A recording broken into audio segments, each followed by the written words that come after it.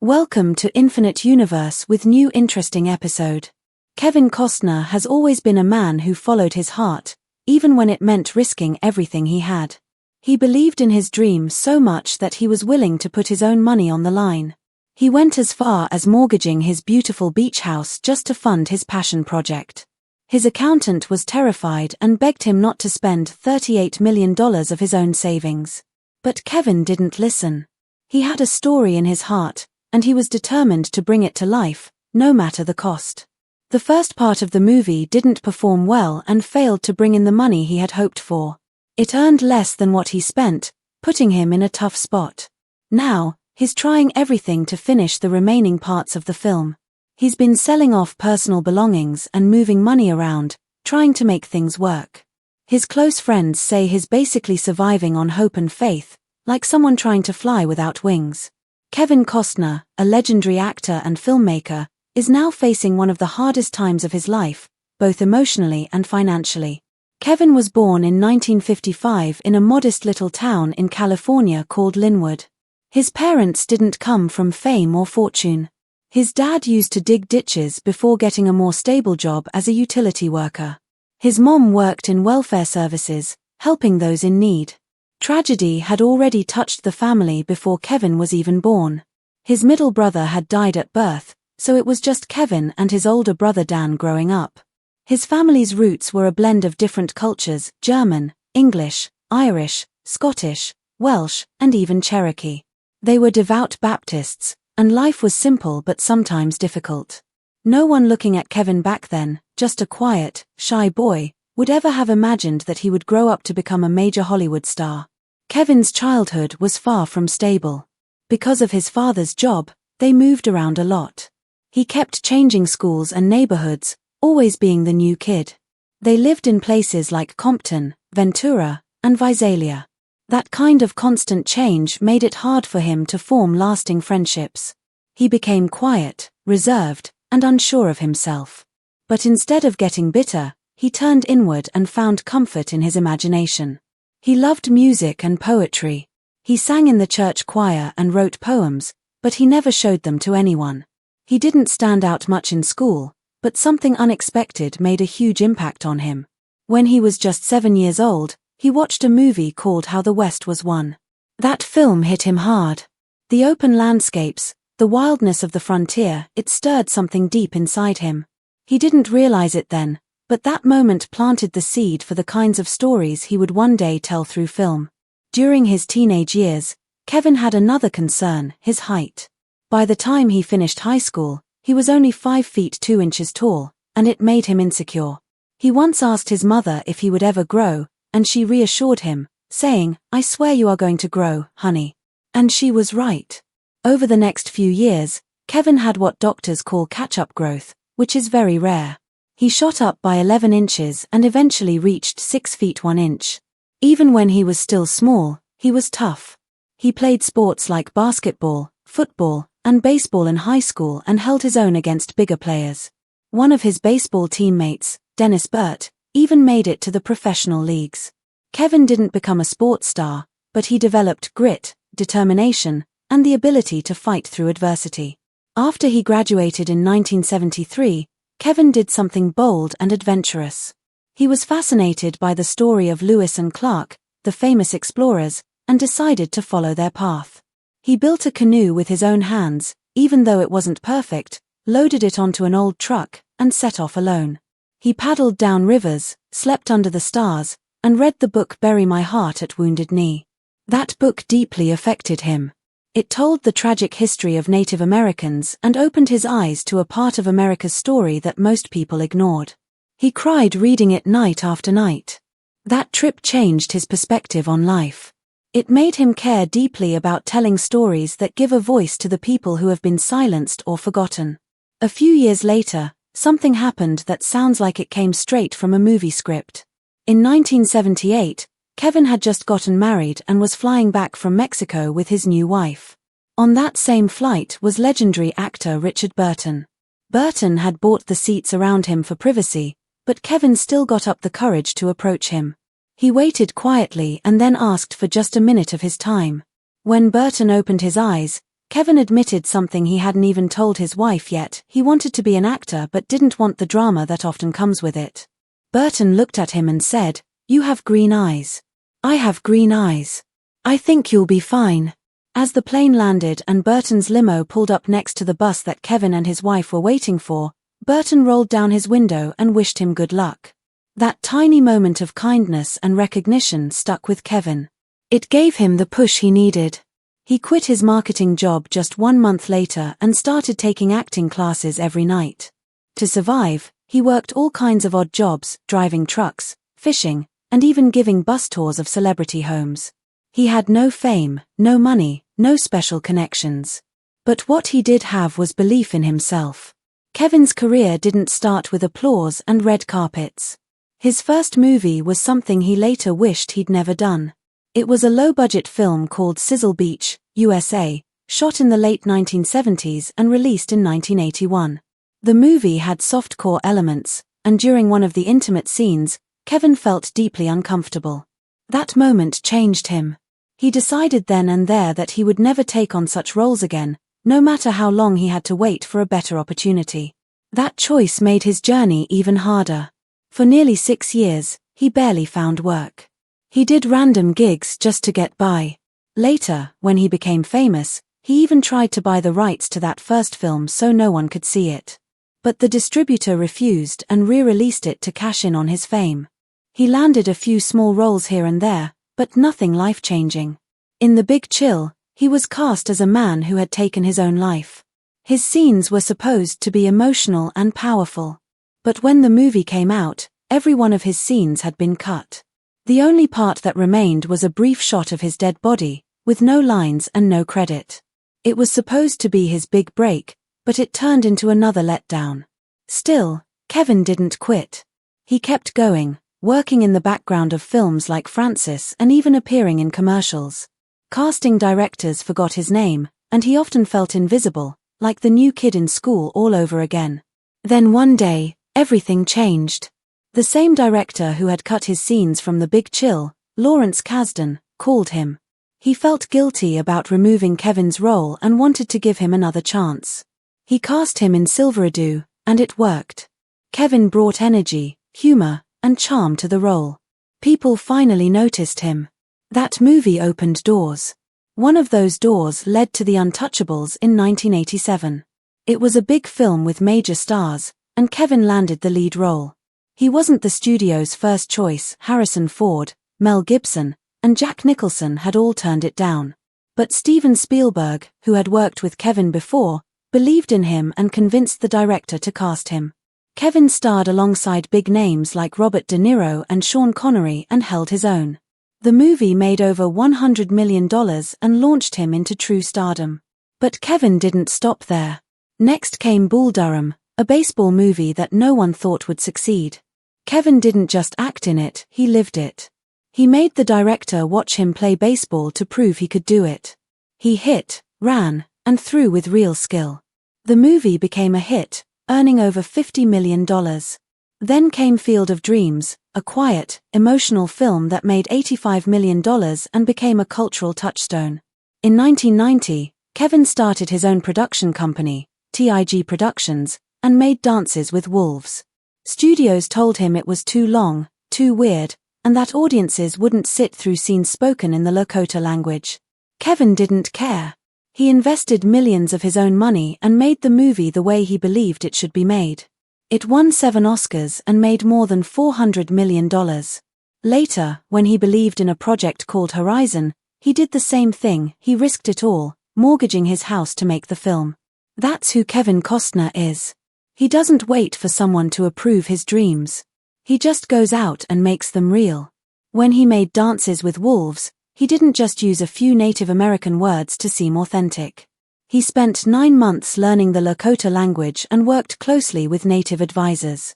He insisted that a third of the film be spoken in Lakota, even though studios warned against it. He brought in Doris Leader Charge, a 60-year-old teacher, to translate and train the cast. Some viewers later pointed out that many male characters spoke the feminine form of the language, but it was still one of the first times a major Hollywood movie gave that much respect to indigenous culture. At the 1991 Oscars, the film shocked everyone by winning 7 Academy Awards, including Best Picture and Best Director for Costner, an award very few people have ever won for their first film. He even beat out Martin Scorsese's Goodfellas. Critics still debate whether that was fair, but the world saw Kevin as a filmmaker to take seriously. Just days after wrapping Dances with Wolves, Kevin jumped into Robin Hood, Prince of Thieves. He barely had time to rest and performed most of his own stunts.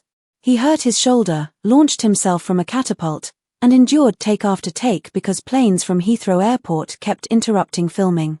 Then came JFK, where Kevin played Jim Garrison, a lawyer convinced there was more to President Kennedy's assassination than the official story. The film was controversial and bold. People called it dangerous, but Kevin believed in its message. He told Time magazine that just asking questions could help people feel freer. Kevin Costner has always been about more than just acting. He's about heart, belief, and courage. And now, even as he struggles to finish his dream project, he's showing that same fire. He's a man who lives for stories and will give everything he has to tell them, no matter how risky or painful the journey becomes. Kevin Costner's life and career have gone through many highs and lows, full of risks, bold decisions, and personal struggles. Back in 1992, while the US government passed a law to release secret JFK assassination files to the public, Costner was making a smart move of his own in Hollywood. That year, he starred in a film that would change everything for him, The Bodyguard. He had a choice: take a $10 million paycheck upfront or gamble on the film's success and earn a percentage of the profits. He took the risk. He also waited an entire year for Whitney Houston's schedule to clear because he believed she was the perfect choice for the female lead. That kind of patience and belief in the project was rare. When the movie finally came out on November 25, 1992, the same day as Disney's Aladdin, it earned $16.6 million in its opening weekend. Eventually, it grossed over $410 million worldwide. In Japan alone, it made over $21 million and became Warner Brothers' biggest hit there. Thanks to his smart deal with the profits and soundtrack royalties, Costner earned between $20 million and $30 million. The soundtrack itself, featuring Whitney Houston's iconic version of I Will Always Love You, became a historic success, selling over 50 million copies and winning Album of the Year at the Grammys. Costner's gamble wasn't just about money, it gave him lasting legacy. At that time, he was one of Hollywood's most admired stars. But just 2 years later, in 1994, things began to fall apart. His downfall began with Waterworld, a movie that was supposed to be a massive blockbuster.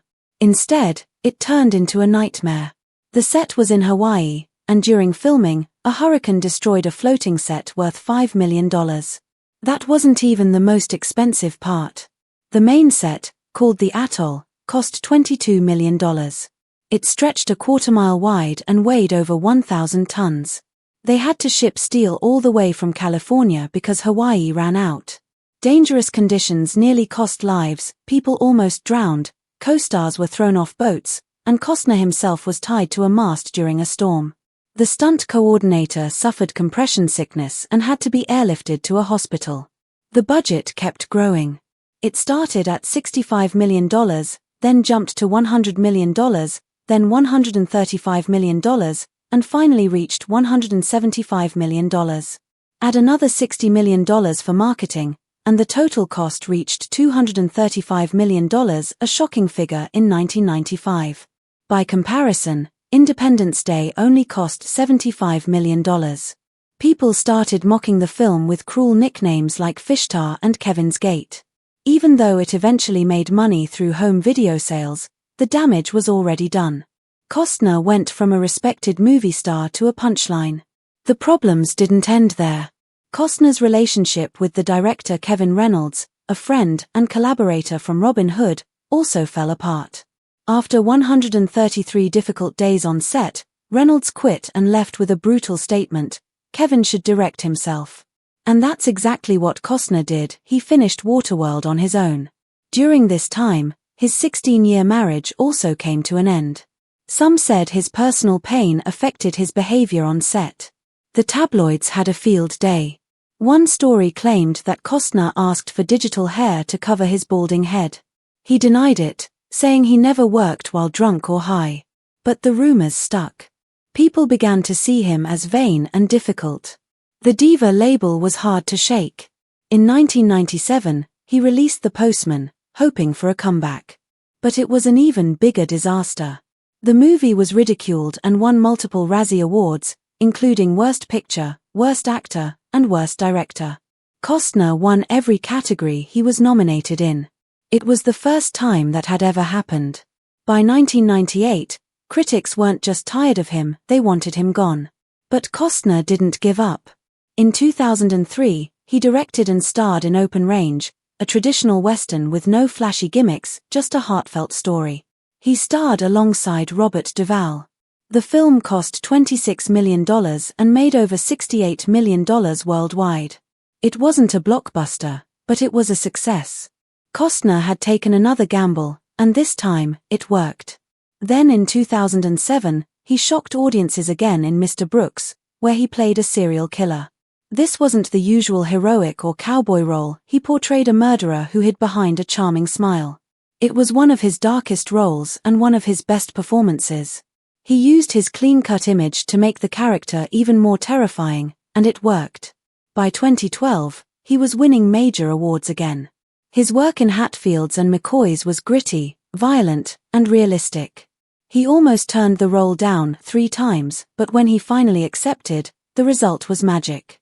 Over 14 million people watched the premiere. He won Best Actor and reminded the world why they loved him in the first place. In 2016, while filming Hidden Figures, Costner was suffering from kidney stones. The pain was intense, and he had to take morphine. But he didn't miss a single day of shooting. Even when the pain left bruises on his arms, he simply rolled down his sleeves and kept working. Then in 2017, something even bigger came his way. Yellowstone. Taylor Sheridan wanted Costner to play the role of John Dutton. At first, Costner wasn't sure. He only agreed to do 1 season, and with strict conditions. But when the show aired in 2018, it slowly grew into a phenomenon. It didn't win many big awards, but audiences loved it. In the first season, Costner earned $500,000 per episode. As the show's popularity grew, so did his salary. By season 5, he was earning $1.3 million per episode. With 14 episodes, that totaled over $18 million for 1 season. But in 2023, things got complicated.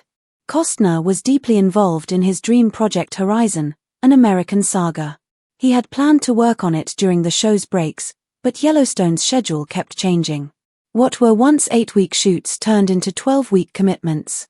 The producers tried to adjust by breaking season 5 into 2 parts, 5A and 5B, but Costner refused. He chose Horizon over Yellowstone, and that decision led to John Dutton's death on the show. In November 2024, fans were shocked when Dutton was found dead in a bathtub. At first, it looked like suicide, but later it was revealed he was murdered, smothered by 3 hitmen sent by Sarah Atwood. They staged the scene to look like a suicide, but inconsistencies were noticed, and an investigation began. Then Sarah Atwood was gunned down during a tense reunion with Jamie. Costner didn't even know his final episode had aired until the next day. In an interview, he said, "I heard it's a suicide. Doesn't make me want to go see it." He had pitched 2 endings for his character, but neither was used. Even though the ending left him disappointed, he walked away with over $24 million from the final season. While others in the cast were earning $200,000 an episode, Costner had earned far more. And the show continued to break records even without him. The premiere of season 5B brought in 16.4 million viewers, beating the 15.9 million who watched 5A 2 years earlier. The show had started with just 2.8 million viewers in season 1. Meanwhile, Costner focused entirely on Horizon.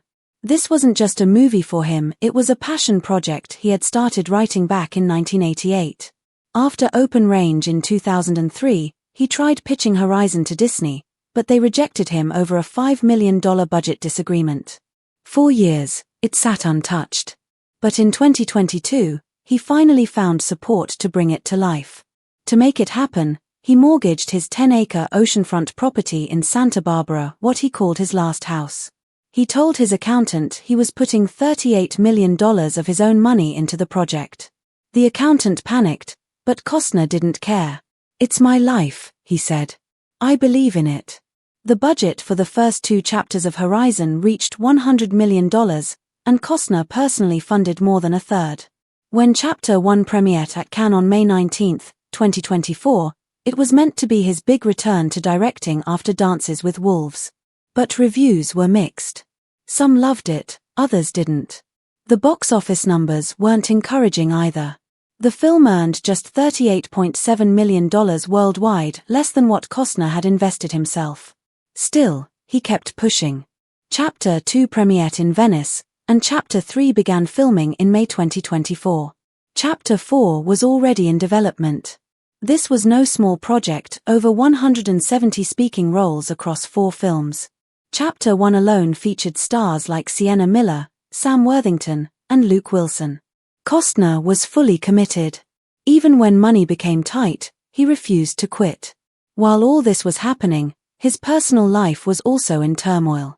His first marriage to Cindy Silver ended in 1994, costing him $80 million in the divorce. They had 3 kids and no prenup. He later called it one of the lowest points in his life. But by 2025, they had reportedly become friends again, and she even supported him during his next divorce from Christine Baumgartner. They had been married for 18 years. She filed for divorce on May 1, 2023. It came as a surprise to many. This time, there was a prenup, but the legal battle was harsh. She had to move out of his homes, and he was paying $63,209 a month in support. By early 2025, she was engaged to Josh Connor, a former friend of Costner's. Rumors swirled that Costner might try to renegotiate the support payments once she remarried. More rumors spread during this time, including wild claims that Costner had gotten a crew member pregnant or was skipping filming.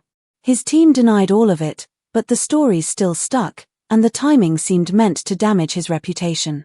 In early 2025, Costner began dating again, but he had one rule: no Hollywood actresses. Insiders said he wanted someone normal, someone outside the spotlight. His friends tried to set him up, and he acted like a man in his 20s, free, but not ready for anything serious. He had already lived through fame, marriage, scandal, and heartbreak. Now, he wanted freedom. At 70 years old, Kevin Costner is not slowing down. On May 26, 2025, his new docuseries Kevin Costner's The West will premiere on the History Channel. It kicks off with a special 2-episode event before settling into a regular Monday schedule. This series isn't a romanticized view of the West. It's about land conflict and the painful, often hidden truths of how the American West was really won or stolen. Costner worked with Doris Kearns Goodwin, a Pulitzer Prize-winning historian, and is producing the show with other Academy Award winners. This isn't a retirement project, it's a mission. Meanwhile, he's still fighting to complete his 4-part Horizon Saga. Chapter 1 was a box office flop, making only $38.7 million on a $100 million budget. Warner Brothers got nervous and delayed the release of Chapter 2.